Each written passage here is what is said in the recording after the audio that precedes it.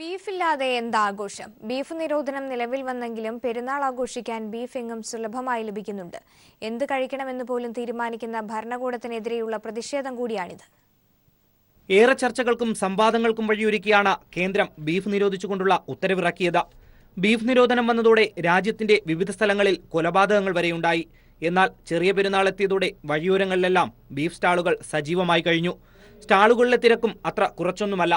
Beef നിരോധനം പെരുന്നാളിനെ ബാധിക്കുമെന്ന് കരുതിയെങ്കിൽ തെറ്റിയെന്നു തന്നെ പറയേണ്ടി വരും. കഴിഞ്ഞ പ്രാവശ്യത്തെക്കാളും ഏറ്റവും കൂടുതൽ കച്ചവടം കൂടുതലാണ് ഇപ്രാവശ്യം. മാട് തന്നെ ഏറ്റവും കൂടുതൽ മാട് ഇപ്രാവശ്യം അറുത്ത് ഞങ്ങൾ കഴിക്കാനും ഞങ്ങൾ ബിസിനസ് 10-50 വർഷം കൊണ്ട് ബിസിനസ് ചെയ്യുകയാണ്. ഇതിപ്പോൾ കൂടുതലായിട്ട് ചിലവായിക്കൊണ്ടിരിക്കുകയാണ്. വിലയും ഒരുപാട് സാധനങ്ങൾ കൂടിക്കൊണ്ടിരിക്കുകയും വില കൂടുന്നതനുസരിച്ച് ചിലവ് കൂടുകയാണ്. കേന്ദ്രത്തിൻ്റെ നിരോധനത്തിന് ഒരു കുറവും ഉണ്ടാവില്ല.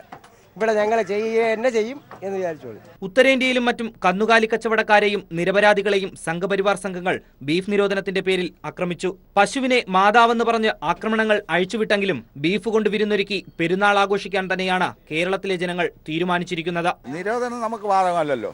നമുക്ക് നിരോധിച്ചുകൊണ്ടാണ് ചില കൂടുതലാണ് നമ്മൾ വാങ്ങാൻ തയ്യാറായത്. മതസൗഹാർദ്ദത്തിന്റെയും മാനവ സ്നേഹത്തിന്റെയും ഈ ചെറിയ പെരുന്നാളിൽ ജനങ്ങൾ എന്താഹാരം കഴിക്കണമെന്ന് പോലും തീരുമാനിക്കുന്ന ഭരണവർഗത്തിനെതിരെയുള്ള ഒരു പ്രതിഷേധം കൂടിയാണിതെന്ന് കരുതേണ്ടി വരും. കേന്ദ്രം ബീഫ് നിരോധനം ഏർപ്പെടുത്തിയെങ്കിലും ഈ പെരുന്നാൾ ബീഫ് കൊണ്ടുള്ള വിഭവങ്ങളാൽ സമൃദ്ധമാക്കാൻ തന്നെയാണ് മലയാളികൾ തീരുമാനിച്ചിരിക്കുന്നത്.